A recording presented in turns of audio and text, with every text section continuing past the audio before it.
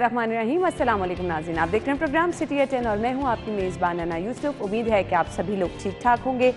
आज के शो में जी बहुत सारी स्पेशल चीज़ें हम शामिल करने वाले हैं, लेकिन सबसे पहले आगाज़ ही हम कुछ स्पेशल करते हैं। एज़ यूजुअल आज की अच्छी बात शेयर करेंगे। नहमदुहु व नुसल्ली अला रसूलिहिल करीम। मेरे दोस्तों, बुज़ुर्गों, भाइयों, मेरी बहनों, आज का मेरा मैसेज ये है कि दुआ कैसे करनी चाहिए। आजकल हम दुआ करते हैं, हमने हाथ तो उठाए होते हैं, लेकिन दिल अल्लाह की तरफ मुतवज्जे नहीं होता। मुझे रसूल अकरम सल्लल्लाहु अलैहि वसल्लम की हदीस याद आई। इमामुल अंबिया अलैहिमुस्सलातु वस्सलाम ने इरशाद फरमाया कि तुम अपने अल्लाह से इस तरह दुआ किया करो, व अंतुम मुक़िनून बिल इजाबा, तुम्हें यकीन हो रहा हो कि अल्लाह तुम्हारी दुआ को कबूल फरमा रहा है। इसलिए कि इमामुल अंबिया अलैहिमुस्सलातु वस्सलाम ने फरमाया, अल्लाह गाफिल दिल की दुआ को कबूल नहीं फरमाते। इसलिए जब भी कोई हालात आ जाए, 2 रकात नमाज सलात तौबा पढ़कर अपने अल्लाह के सामने हाथ उठाकर अपने दिल को अपने अल्लाह की तरफ मुतवज्जे करो। रब्बे काबा की कसम, रसूल अकरम सल्लल्लाहु अलैहि वसल्लम का फरमान 100% सच्चा है, बशर्ते कि हम यकीन के साथ, इस यकीन के साथ अपने अल्लाह से मांगे कि अल्लाह हमारी दुआ को कबूल फरमा रहा है। अल्लाह हम सब की तमाम दुआओं को कबूल फरमाए। आमीन आमीन। व आखिर दावाना अनिल हम्दुलिल्लाहि रब्बिल आलमीन। आमीन। अल्लाह ताला हम सब की दुआओं को कबूल फरमाए। ये थी आज की अच्छी बात। आप सभी लोग जानते हैं जी, आज है 25 दिसंबर, बानी पाकिस्तान कायदे आज़म मोहम्मद अली जिन्ना का आज है यौम पैदाइश। हम किस तरह से भुला सकते हैं वो अनथक मेहनतें, वो दौर जब हमने देखा कि काविशें, कोशिशें, मेहनतें की गई इस सरजमीन को हासिल करने के लिए, जिसमें आज हम आज़ाद फ़िज़ाओं में सांस ले रहे हैं। कायदे आज़म मोहम्मद अली जिन्ना ने जो कोशिशें की, जिस तरह से उन्होंने आज़ाद रियासत के लिए मेहनत की, मेरे ख़्याल से आज वो वक्त है कि हमें अपने नौजवानों तक ये मैसेज पहुंचाना है। न सिर्फ खिराज तहसीन पेश करना है, तकारीब का इनेकाद करना है, बल्कि उस मेहनत को याद करना है जिसकी वजह से आज हम यहाँ मौजूद हैं। तो कायदे आज़म मोहम्मद अली जिन्ना का आज यौम पैदाइश है और हम देख रहे हैं शहर भर में तकारीब का इनेकाद किया जा रहा है। केक कटिंग्स की तकारीब हो रही हैं, तो वो भी आगे चल के जहाँ कहीं पे भी बराह रास्त मनाजिर हमारे पास आए, आपके साथ हम शेयर करेंगे। साथ ही साथ आज क्रिसमस का त्यौहार भी है, तो हम गुफ्तगू का सिलसिला आगे बढ़ाएंगे। स्टूडियो में हमारे साथ हमारे सीनियर रिपोर्टर कज़ाफ़ी भट्ट साहब मौजूद हैं। अस्सलाम वालेकुम भट्ट साहब, क्या हाल चले आप? सबसे पहले आगाज़ कर लेते हैं, कायदे आज़म का आज यौम पैदाइश है, क्या कहेंगे? देखिए, अल्लाह पाक के बाद अगर हम किसी आज़ाद फ़ज़ा में सांस ले रहे हैं तो ये कायदे आज़म की देन। अगर आज मैं इस मुल्क के अंदर बिला रोक टोक घूम रहा हूँ, अब बात कर रहा हूँ, तो ये कायदे आज़म की ऑनेस्टली देन है। हम सब जो आज़ाद हैं, बाज़ाहिर आज़ाद हैं, लेकिन ये मुल्क जिस मकसद के लिए बनाया गया था ना, हम उस पर 1 इंच भी आगे नहीं गए। बिल्कुल, और वो जो मेहनत की थी, वो तमाम काविशें मेरे ख्याल से सब भुला चुके। एग्जैक्टली। हमारी जो भी हुकूमत आती है वो आके कायदे आज़म के इफ़कार तो बहुत देती है, बातें तो बहुत उनकी करती है, सबको पता है कायदे आज़म की बातों का, लेकिन इसके ऊपर इम्प्लीमेंट किसने किया, आज ये सोचने की ज़रूरत है कि इम्प्लीमेंट हमने कितना किया। जो मुल्क वो चाहते थे, क्या हमने उसके ऊपर कुछ थोड़ा सा भी इम्प्लीमेंट किया? ज़रा सा भी नहीं किया। तो मेरा ख्याल है कि कुछ थोड़ा बहुत सोच अच्छा विचार बट कर मैं जहाँ पर नौजवानों की बात करती हूँ, मेरे ख्याल से घर से भी अब ये चीज़ें बताना बच्चों को पेरेंट्स ही नहीं बता रहे हैं, टीचर्स ही नहीं बता रहे, आपका निसाब उस तरह से अपडेट नहीं हो पा रहा है। ये सब चीज़ें मिलजुल कर बिल्कुल आपने दुरुस्त कहा, बिल्कुल आपने दुरुस्त कहा। आज के बच्चों को आप पूछ लें, 5वीं 6ठी क्लास के बच्चों को पूछ लें, ऑनेस्टली शर्मिंदगी होती है कि उनको कायदे आज़म मोहम्मद अली जिन्ना, इलामा इकबाल रहमतुल्लाह अलैह, फातिमा जिन्ना, इनके बारे में मालूम ही नहीं है, मालूम ही नहीं है, मालूमात ही नहीं है। और इसमें कोई दो राय नहीं है। इसके अंदर जहाँ पे एजुकेशन हमारा जो सिस्टम है उसका कसूर है, वहाँ पे वालिदैन का भी कसूर है कि हम अपने बच्चों को ये चीज़ें बताते नहीं हैं। मैं अपने बच्चे को समटाइम बताऊँ ना कि बाबा, आपके दादा बाबा हमें बताते थे कि पाकिस्तान कैसे बना, यकीन करें कि मेरे वालिद साहब जब ये बताते थे तो मेरी आंखों के सामने ना ऐसे लगता था कि जिस तरह वो पूरा फ्रेम चल रहा है, मैं शायद स्पॉट पे मौजूद हूँ कि किस तरीके से लोग वहाँ से इंडिया से हिजरत करके यहाँ पर आए और फिर कायदे आज़म ने सबको एक परचम के नीचे जमा किया। ये ऑनेस्टली कायदे आज़म की उनकी मेहरबानी है कि हम आज यहाँ पर मौजूद हैं। और पाकिस्तान, मैं आपको बताऊँ, पाकिस्तान जब तक ये दुनिया कायम है, पाकिस्तान भी इस नक्शे पर मौजूद है और कायदे आज़म ने जो कुछ किया वो इस तारीख का एक हिस्सा है। बिल्कुल आपने सही कहा। सही जी, अब हम कायदे आज़म को बर्थडे विश करेंगे और साथ ही साथ नौजवानों को एक मैसेज ये देंगे कि हम जहां आज बैठे हैं ये आपने सोचना है, समझना है, गौर करना है कि इसके पीछे जो हमारे बड़ों की, कायदे आज़म मोहम्मद अली जिन्ना की, हमारे आबाओ अजदाद की मेहनत थी, काविशें थी, जिसकी वजह से आज हम यहाँ पर हैं। और कायदे आज़म का पैगाम जो कि बहुत ही आम है, काम काम और सिर्फ काम। अगर नौजवान इस पे तवज्जो देंगे तो मेरे ख्याल से कामयाबी आपका भी मुकद्दर बन जाएगी। साथ ही साथ बट साहब, क्रिसमस है आज, मसीही बहन भाई आज क्रिसमस तकरीबात जो हैं वो सुबह से हम देख रहे हैं, दुआया तकारीब मुख्तलिफ चर्च में हो रही हैं। क्या कहना चाहेंगे क्रिसमस के मौके पर? देखिए, मैं सिर्फ ये कहना चाहूँगा कि क्रिसमस का दिन है, कायदे आज़म मोहम्मद अली जिन्ना की बर्थडे भी है, तो इस दिन को इस तरीके से मनाएं कि ये यादगार रहे। मुल्क की सलामती के लिए हम दुआएं करें। देखें, जितना पाकिस्तान को बनाने के अंदर हाथ मुसलमानों का है, उतना ही हमारे मसीही भाइयों का भी है। और आप कोई भी मौका देख ले, हमारे मसीही भाई किसी भी चीज़ से पीछे नहीं हमें नज़र आएंगे। आप हमारे कानून नाफिज करने वाले इदारे देख लें, आप हमारा हेल्थ सेक्टर देख लें, आप हमारा एजुकेशन सेक्टर देख लें, स्पेशली एजुकेशन सेक्टर देख लें, वहाँ पे जितनी काविशें इन भाइयों की हैं, इस बरादरी की हैं, उसको नहीं भुलाया जा सकता। और मैं ये कहूँगा कि पाकिस्तान जिंदाबाद, कायदे आज़म जिंदाबाद और मसीही बरादरी भी जिंदाबाद। बिल्कुल ठीक जी। हम नाज़रीन अपने मसीही भाइयों को भी मुबारकबाद देंगे। जिस तरह से तकरीबात हो रही हैं, जैसे हमारे पास बराह रास्त मनाज़िर आते जाएंगे, वो भी हम आपके साथ शेयर करते रहेंगे। सबसे ज़्यादा ज़रूरत किस चीज़ की, आपने अपने साथ साथ दूसरों का कैसे ख्याल रखना है, मिलजुल कर कैसे चलना है, भाईचारे की फ़िज़ा कैसे कायम करनी है। सोचें, समझें, गौर करें, फ़िक्र करें, सबके बारे में सोचें, सिर्फ़ और सिर्फ अपने बारे में सोचना छोड़ दें, क्योंकि हम इससे ज़िंदगी को फ़िलहाल तो खूबसूरत बना सकते हैं, लेकिन आगे जाके इसके बेहतर नतीजे आपको कभी भी नहीं मिलते। ब्रेक लेंगे, ब्रेक के बाद ज्वाइन करेंगे।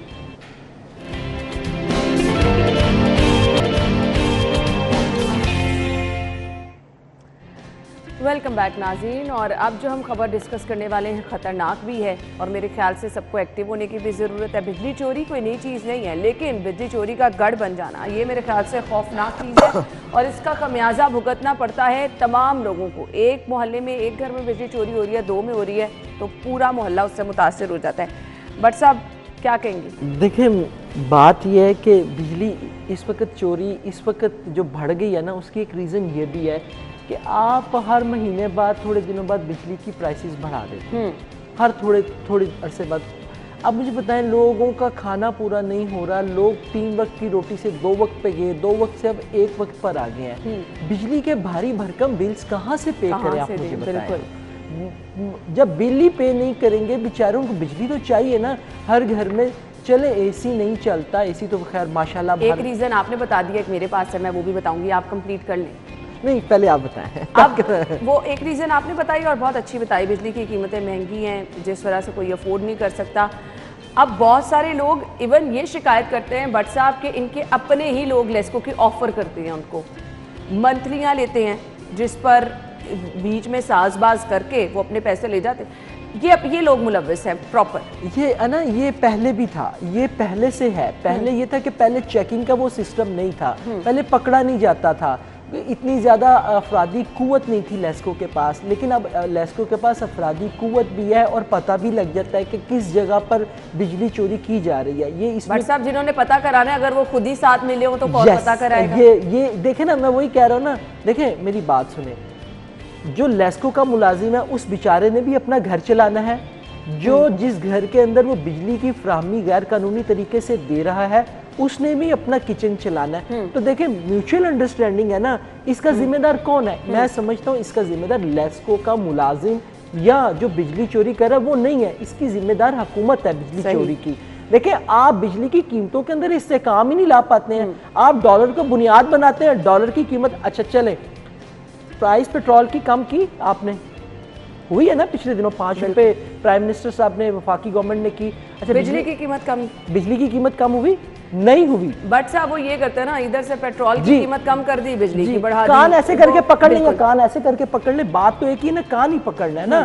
तो इशू ये है कि आप देखें यहाँ तो बिजली की कीमतों के अंदर इससे काम लाएं, एक घर के अंदर देखें पंखा तो चलेगा ना, एसी तो माशाल्लाह सब लोगों के घरों में है, इसके बगैर अब कोई रह नहीं सकता, लेकिन पंखा, लाइट, टीवी, फ्रिज, ये चीजें तो हर घर की जरूरत है, छोटे से छोटे घर के अंदर भी है। अब आपकी रोटी पूरी नहीं हो रही तो आप मुझे बताएं, जब आप 30 रुपए यूनिट कर देंगे, 30-35 रुपए यूनिट पड़ेगा, तो आप मुझे बताएं कहां से बिल देंगे? बिल को रोकने के लिए, बचत के लिए फिर ये बिजली चोरी होगी। आप खुद ये मौका फराहम कर रहे हैं, अगर आप ये मौका फराहम ना करें, किसका दिल करता है बिजली चोरी करने को? बट साहब एक और चीज़ पे रोशनी डालिएगा, जो बड़े बिजली चोर हैं, बड़े बड़े कारखानों में बिजली चोरी हो रही होती है, यहाँ से अच्छे खासे पैसे इनके अपने लोग ही बटोरे होते हैं। हम मेंशन कर देते हैं फला इतना लेस्को का नादहिंदा है, फला के जिम्मे इतना बिल है, लेकिन उन पर भी कोई कार्रवाइयाँ कभी भी नहीं होती हैं। और बड़े बड़े इदारे इसमें शामिल होते हैं जिन्होंने लेस्को के बिल अदा करने होते हैं, कोई पूछने वाला नहीं है।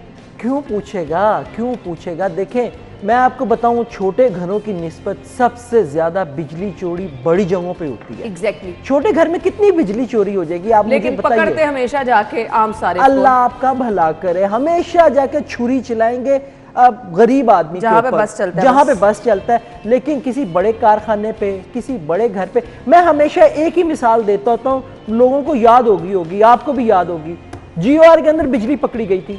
GOR किसका है? मेरा नहीं है भाई, बिल्कुल मेरा नहीं है, आपका भी नहीं है। कौन रहता है वहां पे? सरकारी लोग रहते हैं। वहां पे बिजली चोरी हो रही है, सरकार खुद बिजली चोरी कर रही है।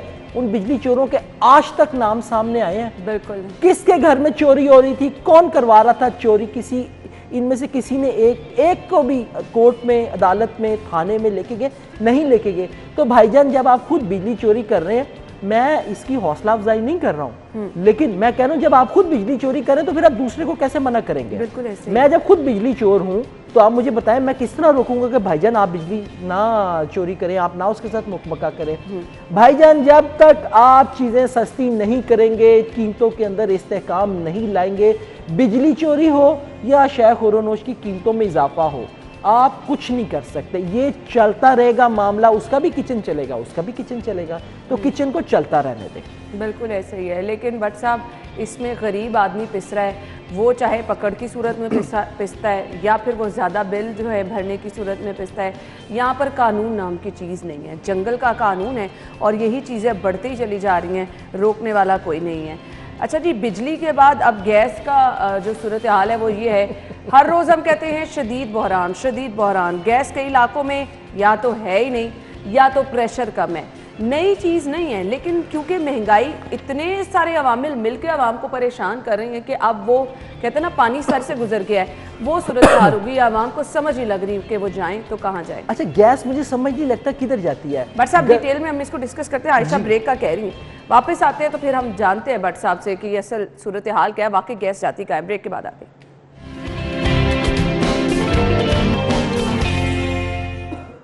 वेलकम बैक नाज़रीन। आप भी कहते होंगे कि हम हर रोज़ क्यों डिस्कस करते हैं कि मुख्तलिफ इलाकों में गैस प्रेशर कम है। अब लोगों का इतना बड़ा मसला बना है, हमारे रनडाउन में आपको आधे से ज़्यादा खबरें लोगों की परेशानियों की मिल रही होती हैं कि फ़लाँ जगह पर गैस नहीं है, फ़लाँ जगह पर पानी नहीं है, फ़लाँ जगह पर सीवरेज मसाइल हैं, गटर खुले। अब लोग क्या करें, किस तरह से ज़िंदगी गुजारे? जिसका बस जहाँ जहाँ चल रहा है परेशान कर रखा है लोगों को। अब किस तरह से इतनी महंगाई के दौर में लोग बाहर से खाने अफोर्ड करें, किस तरह से बाहर से रोटियां नान मुसलसल लेकर आए, नहीं पॉसिबल है।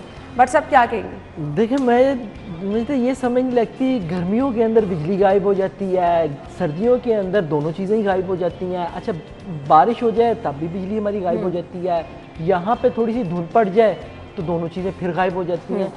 यानी कि गैस जा किधर रही है? मैं इस सवाल के तलाश, इस सवाल का जवाब तलाश करने की कोशिश में हूँ। भाई गैस जा किधर रही है? अगर आप सनती तमाम शोबों को गैस की सप्लाई बंद कर देते हैं, ऐसे ही है ना जी कि जी सर्दियों में गैस नहीं मिलेगी, बंद, सनतें बंद, तो फिर भाई घर वालों को गैस कहाँ से मिलेगी, किधर जा रही है? मैंने फिर इस सवाल का जवाब मुझे इस तरीके से मिला, चूँकि नया पाकिस्तान है तो नया पाकिस्तान बगैर बिजली। कायदे आजम ने जो पाकिस्तान बनाया था ये वो वाला पाकिस्तान नहीं, कायद का पाकिस्तान। आज तो हम कायदे आजम की नहीं, ये देखिए ये कायद का पाकिस्तान नहीं है, मैंने उस वक्त भी कहा ये कायद का पाकिस्तान नहीं है, ये तब्दीली का पाकिस्तान है, ये तब्दीली का पाकिस्तान है। और तब्दीली आपको पता है हमारे प्राइम मिनिस्टर साहब हैं, तो तब्दीली तो कुछ आनी थी ना। पहले एक चीज़ गायब होती थी, अब दो चीज़ें गायब हो जाती, बल्कि दो नहीं सारी चीज़ें ही गायब हो जाती हैं। और किधर गायब हो जाती हैं? वो गधे के सर के ऊपर जो सींग है वो पता नहीं जिस तरह गायब होते हैं ना, इस तरह ये सारी चीज़ें गायब हो जाती हैं। आप कह रहे हैं कि एलपीजी को आप फ़रोग दे रहे हैं, सर पता लग जाता है अगर आप सिलेंडर भरवाने जाएं, मेरे घर में गैस नहीं है, मेरे एरिया में गैस नहीं है, मैं वो सिलेंडर भरवा के यूज़ करता हूँ। आप यकीन करें महीने के अंदर 2 सिलेंडर यूज़ होते हैं और एक सिलेंडर जिनसे है ना वो 2300 से 2500 का 2500 तक का भरता है। चले मेरी सैलरी है, मैं अफोर्ड कर लेता हूँ, लेकिन जो एक कच्ची आबादी के अंदर घर है क्या वो अफोर्ड कर सकता है? नहीं कर सकता। उसको वो गैस चाहिए जो सरकारी तौर पर आप दे रहे हैं, और सर्दियों के अंदर जिसका वॉल्व आप पता नहीं कौन सी शुआएं हैं जो आके उनको ब्लॉक कर देती हैं कि गैस ही गायब हो जाती है। यानी कि गैस पैदा करने वाला मुल्क जो है सबसे ज़्यादा सुई जहाँ से गैस आ पाती है, वो गैस जा कहाँ पे रही है? कोई एक बंदा तो जवाब दे। जवाब नहीं है किसी के पास भी, किसी ने मांगा आज तक जवाब ही नहीं मिल रहा। हम उस जवाब की तलाश में है। अगर मुझे मिल गया तो मैं इंशाल्लाह जिंदा रहा तो अगले शो के अंदर ज़रूर बताऊंगा कि भाई गैस जा। सवालात तो बट साहब बहुत सारे लोग कर रहे हैं, जवाब के सभी मुतलाशी हैं, किसी को ना अभी तक कोई जवाब मिला है और ऑनेस्टली मिलना भी नहीं है, क्योंकि जवाब है ही कोई नहीं है, कोई रीज़न है ही नहीं, कोई वैलिड चीज़ है ही नहीं बताने वाली। सर फिर तब्दीली का पाकिस्तान हुआ ना, मैंने तो कहा तब्दीली का पाकिस्तान, तब्दीली के पाकिस्तान के रह गए अब 2 साल कह लें, 1.5 साल, लेकिन इसको कायद का पाकिस्तान, आई एम सॉरी ना कोई कहे, क्योंकि ये वाकई कायद का पाकिस्तान नहीं है। बिल्कुल ना इसको कायद का पाकिस्तान कहें, ना इसको रियासत मदीना आप कहें। बिल्कुल आप रियासत मदीना की रे के बराबर भी नहीं है इस वक्त कि आप ये कहें कि रियासत मदीना के अंदर हमारे प्राइम मिनिस्टर और हमारे पता नहीं जितने भी वुज़रा हैं वो जो बातें करते हैं, कसम खुदा की पता नहीं कैसे वो ये बातें कर लेते हैं और कितनी ढिठाई के साथ वो ये खड़े होके आवाम को कह देते हैं कि जी सब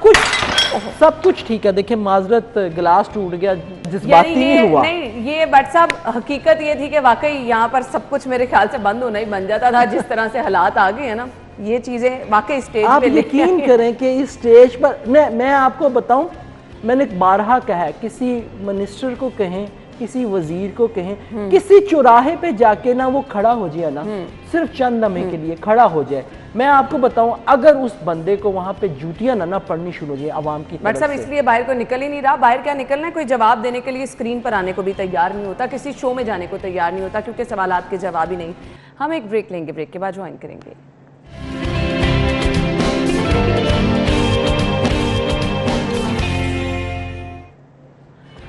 वेलकम बैक। एलडीए को जी मेगा प्रोजेक्ट्स के लिए 10 करोड़ रुपए मिल गए हैं, सॉरी 5 अरब 10 करोड़ रुपए मिले हैं। सगियां और फ्लाईओवर मंसूबों की रफ्तार अब तेज हो जाएगी। बट साहब मंसूबे फिर जल्दी अब मुकम्मल होते नजर आ रहे हैं। आपने 10 करोड़ कहा, मैं भी परेशान हूँ। वो 10 करोड़ का वो एलडीए वालों को गश पड़ गया ना, तो कितने 5 अरब रुपए साढ़े खा गए वो 5 इसलिए माजरत भी कर ली थी मैंने दोबारा पूरी लाइन, यानी कि लंबे ही खाबे, बिल्कुल है लंबे ही खाबे। 5 अरब 10 करोड़ रुपया है। अच्छा आप देखें, मुझे तो वो बार बार इनके बयानात याद आते हैं कि पुल, सड़कें, इन चीज़ों के ऊपर तवज्जो देने की ज़रूरत नहीं, हमें तो तालीमी स्ट्रक्चर और अपना हेल्थ सेक्टर इसके ऊपर देनी चाहिए। अब कहाँ पे 5 अरब रुपए दे दिए, और अल्लाह करे कि जो मेगा प्रोजेक्ट्स हैं, ये जो ब्रिज बना रहे हैं, ये कंप्लीट हो जाए, क्योंकि अगला साल तो वैसे ही देखिए इलेक्शन कैंपेन का साल है। अब तो ये फंड्स भी देंगे, अब तो ये सड़कें भी बनाएंगे, अब तो ये बहुत कुछ करेंगे। देखें ना, मार्केटें खोल दी आपने, जब मर्जी बिजनेस करें, जब मर्जी बंद करें, ठीक है ना। तो अच्छी बात है आपने एलडीए को दे दिए, लेकिन मंसूबे इस तरीके से मुकम्मल करें, कोई स्ट्रेटजी इनकी ये होनी चाहिए कि लोगों को तकलीफ ना हो। आप ये गुलाब देवी वाला जो आप बना रहे हैं अंडरपास वो सॉरी क्या कहते हैं उसको, गुलाब देवी पंडरपासी में जी बिल्कुल बिल्कुल। लेकिन आप ये देखें लोगों को कितनी तकलीफ है। मंडे को इफ्तिताह है जी, मुझे ये भी खुशखबरी मिल सर इफ्तिताह ही है ना, कंप्लीट तो नहीं हुआ ना, आपने फीते काटने ना। देखें मैंने आपको कहा बट साहब फिनिशिंग का काम चल रहा है, ऑलमोस्ट काफ़ी काम मुकम्मल हो चुका अल्लाह है। करे अल्लाह करे अल्लाह करे। मैं तो कहता हूँ कि हो जाए, लोगों की तकलीफ कम हो। लेकिन कल मैं वहाँ से गुजर के गया था, जिस तरीके से वहाँ पे ट्रैफिक स्टक हुई थी। ऑब्वियसली बट साहब मेन रोड है और लिंक रोड है, सारी ट्रैफिक उस तरफ आती है, तो इशू होगा। मुझे ये बताएं, ये हमने ब्रेक की तरफ जाना है, ये पैसे अगर मिल गए हैं तो हमें जिन मनसूबों की मद में मिले हैं वो जल्दी मुकम्मल होते नजर आ रहे हैं या फिर उससे मसाइल ही मजीद जन्म लेते हैं? मुझे तो नहीं लगता कि मुकम्मल हो गए। मैंने कहा लंबे ही खाते हैं इस बारी तो एनडीए के। देखें 5 अरब किस किस के खाते में जाते हैं और कहाँ कहाँ पे खर्च होते हैं। मंसूबों की मद में मिले हैं, लेकिन मेरा नहीं ख्याल कि ये मंसूबों के ऊपर, यानी ये जेबों में जाने हैं। चलें जी, अल्लाह ताला रहम करे और जिन लोगों के पास ये पैसे उनको बता दें, उनको तौफीक ये दे दे, कम से कम इनको इन्हीं जगहों पर ही खर्च करना है जिनके लिए हैं, लेकिन ऐसा होने नहीं वाला। Thank you so much Bhatt साहब। नाज़रीन, आप हेडलाइंस जानिए और उसके बाद अपने आज के मेहमानों से मुलाकात कराएंगे, हमारे साथ ही रहिएगा। ब्रेक के बाद आपको एक बार फिर से खुशामदीद कहेंगे। हमने प्रोग्राम के स्टार्ट में भी जिक्र किया था कि आज हम डिस्कस करेंगे बानी पाकिस्तान कायद-ए-आज़म मोहम्मद अली जिन्ना का। आज जैसे कि यौम पैदाइश है तो सभी लोग तकारीब का इनेकाद तो कर रहे हैं, हम देख रहे हैं कि कटिंग्स हो रही हैं, लेकिन सवाल ये पैदा होता है कि आया जो मैसेजेस कायद-ए-आज़म मोहम्मद अली जिन्ना के थे, हम उनको क्या याद रखे बैठे हैं? उनकी शख्सियत के बारे में हमें क्या क्या मालूम है? उनकी शख्सियत की कौन सी ऐसी पोशीदा चीज़ें हैं जो कभी अयां ही नहीं हो पाई और आज हम कोशिश करेंगे वो भी आपके साथ जिक्र करें। लेकिन वक्त की अहम ज़रूरत क्या है? मैंने स्टार्ट में भी कहा था कि जो अनथक मेहनत उन्होंने की, जिसकी वजह से आज हम आज़ाद फ़िज़ाओं में सांस ले रहे हैं, उसको भी हमने याद रखना है, उसको भी संभाल के चलना है, अपने मुल्क की भी हिफाजत करनी है। कायद-ए-आज़म मोहम्मद अली जिन्ना की शख्सियत और साथ ही साथ उनकी कोशिशें, उनकी काविशें और फिर कैसे वो लीडर थे, इस पर हम गुफ्तगू करेंगे। हमारे साथ हमारे मेहमान स्टूडियो में मौजूद हैं। ताहिर कामरान साहब ने हमें ज्वाइन किया है। प्रोफेसर ताहिर कामरान को खुशामदीद कहेंगे। अस्सलाम वालेकुम। जी वालेकुम। क्या हाल चाल है? जी बिल्कुल ठीक है। थैंक यू सो मच, बहुत बहुत शुक्रिया आपके वक्त के लिए। जैसे कि मैंने कहा कि शहर भर में लोग तकारीब कर रहे हैं, विश कर रही हैं, सोशल मीडिया पर आपको जगह जगह कायद-ए-आज़म की बारे में स्टेटमेंट्स लिखी नज़र आ रही हैं, सभी लोग उन्हें विश कर रहे हैं। क्या समझते हैं असल आज के दिन क्या रोल होना चाहिए हम सबका? देखिए, जो सबसे बड़ी बात है कायद-ए-आज़म के हवाले से वो ये कि जनरली पॉलिटिक्स को समझा ये जाता है कि ये मैकियावेली, हॉब्स और लॉक जो कि पॉलिटिकल थिंकर्स थे, उनकी सोच का ये शाखसाना है जो जिसको कि आर्ट ऑफ पॉसिबल कहा जाता है कि सियासत में कुछ भी हो सकता है और उसमें कोई प्रिंसिपल्स वगैरह जो हैं वो एज सच लगे बंधे नहीं हैं और आप वक्त की ज़रूरत के मुताबिक अपना रवैया भी बदल लेते हैं, अपने असूल भी बदल लेते हैं। लेकिन एक चीज़ जो ख़ास तौर पे सियासतदानों और सियासियात के तालिब इल्मों के लिए याद रखना बहुत ज़रूरी है आज के दिन, वो ये कि एक ऐसा लीडर साउथ एशिया में हुआ जिसने प्रिंसिपल्स और पॉलिटिक्स को साथ साथ चलाया। उसने पॉलिटिकल एक्जिजेंसीज़ के लिए या जो सियासी मफादात और सियासी जो वक्त के तकाज़े हैं उनको मद्देनज़र रखते हुए असूलों पे समझौता नहीं किया। इसीलिए हम ये कहते हैं कि कायद-ए-आज़म की इंटेग्रिटी जो है, पर्सनल इंटेग्रिटी जो उनका एक शख्सी मजबूती जो है वो उनका सबसे बड़ा। ये हमें सियासी बसीरत जो कायद-ए-आज़म साहब के पास थी कहीं और क्यों नहीं नज़र आती है?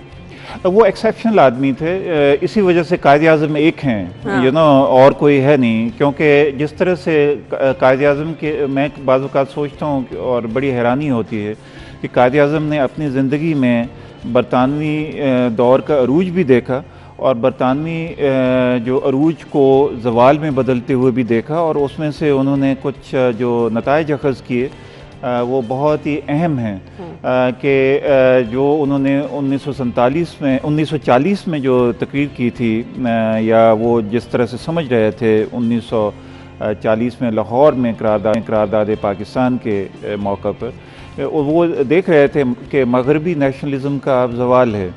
सो इस वजह से वो मगरबी नेशनलिज़म के मुतबादिल एक निज़ाम उनके ज़हन में था और वो करीब करीब इस तरह से था कि हमारी रिवायत भी उसमें बरकरार रहे और जदीदियत भी जो है उसका भी दामन हाथ से ना जाने पाए।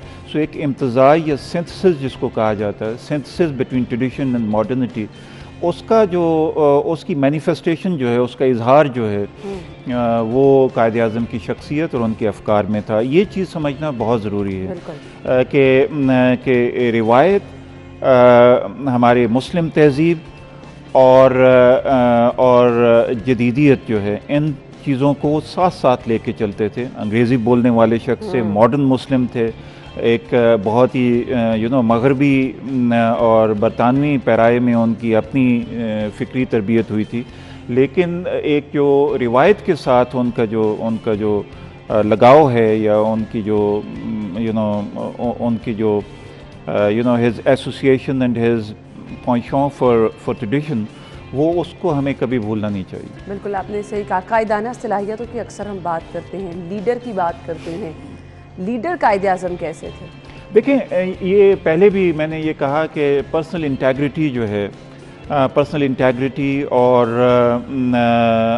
उनका जो उनके अंदर जो एक मुसलमान कौमियत के लिए जो दर्द था, ये दो चीज़ें हैं जो कि बहुत ही इम्पॉर्टेंट मुझे उनके शख्सी पहलुओं में नज़र आती है। और तीसरा ये कि वो अच्छा लीडर हमेशा वो होता है जो कि मुस्तकबिल के बारे में पेशबीनी कर सके।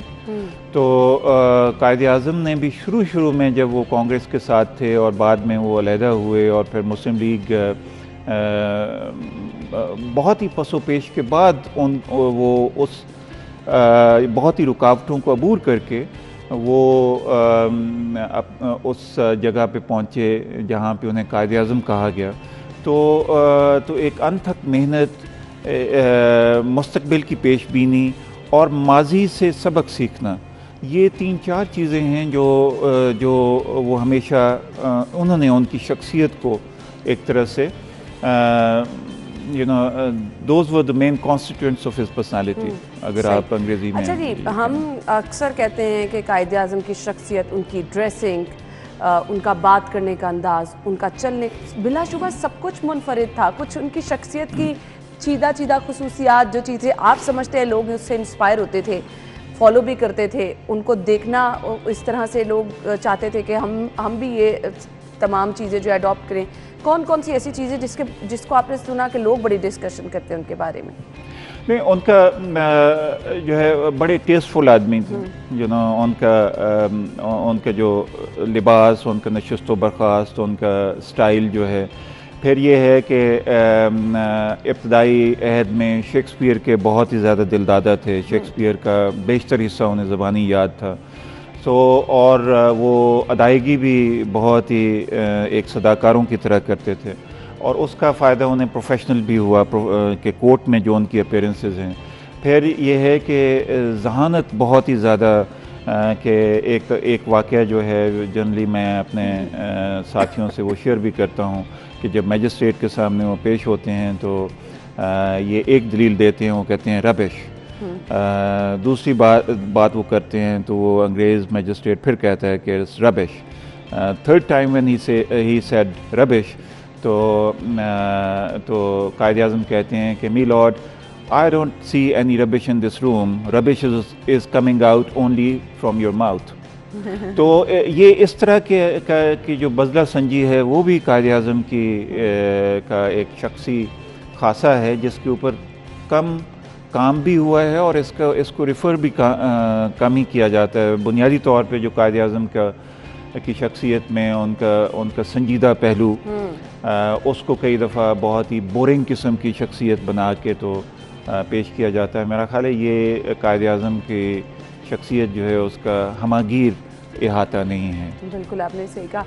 अब हम नौजवानों के लिए जो उनका पैगाम था उसकी तरफ मैं आना चाहूँगी। आज का नौजवान, क्या वो जो कायद आज़म ने कहा कि जी काम और सिर्फ काम, बिलाशुबा उसी में ही आपकी तरक्की का राज भी जो है, कामयाबी का राज भी उसी में ही है, लेकिन आपको लगता है कि नौजवान उस पैगाम पर अमल कर रहे हैं? देखिए, नौजवान जो पाकिस्तानी नौजवान है वो सक्सेसफुल तो होना चाहता है, और सक्सेस स्टोरीज़ आपको बहुत मिल जाएंगी। आज हम जितना भी रोते धोते रहें, सक्सेस स्टोरीज़ बहुत ज़्यादा हैं। हाँ, सक्सेस जो कामयाब आदमी और बड़े आदमी में फ़र्क होता है। जो कामयाब आदमी है उसका फोकस उसकी अपनी ज़ात और अपने शख्सी मफादात होते हैं। जो बड़ा शख्स है उसके नज़दीक उसकी कौमियत, उसकी कौम, उसकी जो कॉन्स्टिट्यूंसी है, जिस इलाके से वो ताल्लुक़ रखता है, जिस ट्रेडिशन को वो रिप्रेजेंट करता है, उसके हवाले से उसके सीने में दर्द भी होता है, अंदेशे भी होते हैं, और उनके लिए वो उसकी सोच में ये सभी चीज़ें जो हैं वो उनका होना बहुत ही नुमायाँ और बहुत ही ज़रूरी होता है। सो कायद-ए-आज़म के लिए एक ये कि कायद-ए-आज़म से की सारी ज़िंदगी और उनके अफ़कार से जो हम नताइज अख़ज़ कर सकते हैं वो ये कि मेहनत आप बहुत ज़्यादा करें, लेकिन मेहनत के साथ साथ शख्सी पहलू से बुलंद होकर कौमी और इज्तमाई जो कैफियत है उससे सरफ़ नज़र ना करें। कि आज जो एपथी आपको नज़र आती है, एक बिल्कुल ही कानून की धज्जियाँ बिखेर दी जाती हैं, और अवाम ही की बात, आप मसलन आप ट्रैफिक रूल्स को फॉलो नहीं करते, आप और बहुत सारे मसाइल हैं। तो इसमें जो कायद-ए-आज़म की शख्सियत का जो एक पहलू था कि लॉ अबाइडिंग सिटीज़न और कॉन्स्टिट्यूशनलिस्ट, ये दो चीज़ें जो हैं ये हमें पल्लू से बांधनी चाहिए। सही। तभी हम आगे बढ़ सकेंगे, क्योंकि वो कभी भी उन्होंने एहतिजाज में कभी भी वो जेल नहीं गए, कभी भी उन्होंने कानून को अपने हाथ में नहीं लिया। सो ये सारी चीज़ें जो हैं ये मेरा ख्याल है सबसे बड़ा जो लेसन है जो कि हम नौजवानों को इसकी तरगीब दे सकते हैं, और हम उनको बावर करा सकते हैं कि यही एक ऐसा तरीका है जिसकी वजह से कौमी सतह के ऊपर वो एक मुस्बत रोल प्ले कर सकते हैं। बिल्कुल आपने सही कहा। पाकिस्तान को बनाने में कायद-ए-आज़म की कौन कौन सी ऐसी बड़ी कोशिशें थी जिनका जिक्र करना आज बहुत ज़्यादा ज़रूरी है, हम उस पर भी रोशनी डालेंगे। फिलहाल हमें ब्रेक लेनी है, ब्रेक के बाद आएंगे, हमारे साथ रहिए। हमारे साथ हमारे मेहमान मौजूद है ताहिर कामरान साहब। वक्त की कमी है, मैसेज आज के दिन की मुनासबत से नौजवानों को क्या देंगे? देखिए, मैसेज ऑलरेडी हम उस पर बात कर भी चुके हैं कि पूरे खलूस के साथ मेहनत, और जब तक कि आपको अपने मुल्क और अपनी कौम को तरक्की की सीढ़ी पर ले जाना और इनको अजीम अक़वाम की सफ़ में खड़ा करने का जुनून नहीं होगा, तब तक कुछ भी नहीं हो सकता। क्योंकि मोजज़ों की तलाश या मोजज़ों के इंतज़ार की बजाय आपको ये ज़िम्मेदारी अपने कंधों पर लेनी है, और पूरे जो सिंसेरिटी के साथ आपको कायद-ए-आज़म के जो असूल हैं उनके ऊपर नए ज़माने के तकाज़ों को मलूज़ खातिर रखते हुए आगे की तरफ बढ़ना है, और इनफरादी जो आपके मफादात हैं उनसे बुलंद होकर कौमी और इज्तमाई मफादात को मलूज़ खातिर आपने की कि अपने आप से बाहर निकल के आपको पूरी दुनिया को देखना है और फिर आगे चलना है। हाँ, ये आखिरी बात जो लियो टॉल्स्टॉय ने जो कही थी, जो मैं अपने स्टूडेंट से भी कहता हूँ कि if you feel the pain you are alive, if you feel the pain of others you are human being. So try to be human being. That is my message for the youngsters. Thank you so much. Thank you so much. नाज़रीन, हम एक break लेते हैं, break के बाद वापस आते हैं।